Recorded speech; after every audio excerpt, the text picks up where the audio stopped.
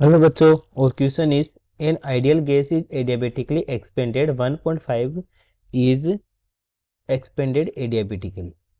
ठीक है, तो उसको एक्सपोनेंट एडियाबेटिकली एक्सपोनेंट हो रही है तो उसको एक्सपेंड करते हैं हम 1.5 टाइम्स। ठीक है, तो इससे क्वेश्चन में क्या पूछा है, how many times has gas is expanded to reduce the RMS of the gas molecules to half. तो वीआरएमएस की अगर हम फॉर्मूले की बात करें, ठीक है, तो वेलोसिटी ऑफ आरएमएस यानी कि वी आर एम एस। ठीक है, तो ये हमारी क्या होता है, इसका फॉर्मूला होता है √3 r t/m।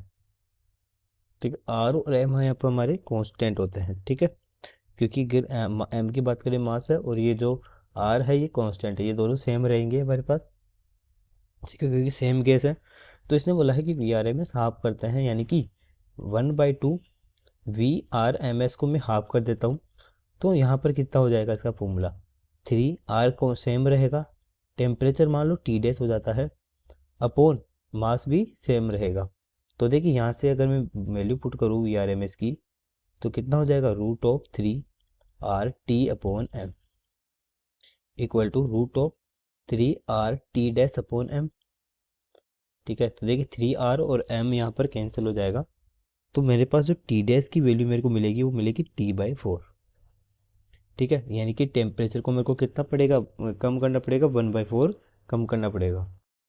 ठीक है, अब देखिए प्रोसेस कैसे गिवन है, एडियाबेटिक। तो एडियाबेटिक प्रोसेस के लिए हमारे पास क्या होता है, टी वी की पावर गामा-1 इक्वल टू कॉन्स्टेंट।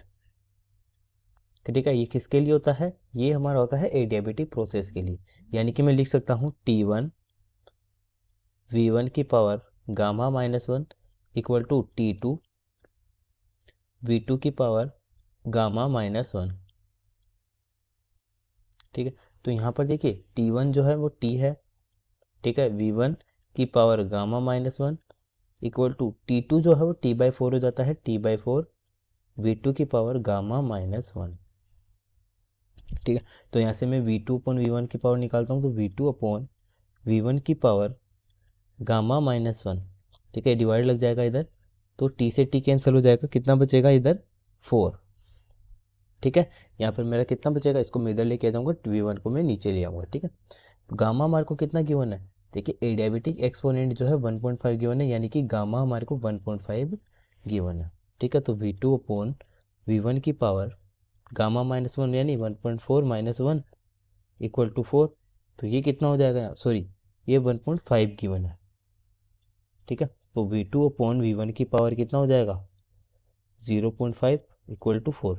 0.5 का मतलब 1/2, तो इधर रूट लग जाएगा, तो V2/V1 यहाँ से कितना आ गया। ठीक है, ये हो जाएगा यहाँ से √2, यानी कि V2/V1 इक्वल टू, 0.5 है, यहाँ रूट होगा हमारा। ठीक है, इधर हमारा 4 ही रहेगा, तो इसको हटाने के लिए इधर स्क्वायर करना पड़ेगा, तो इधर हो जाएगा 16। ठीक है, तो V2/V1 यानी V2 यहाँ से कितना आ गया 16 V1, तो वॉल्यूम को कितना करना पड़ेगा 16 टाइम्स ऑफ V1।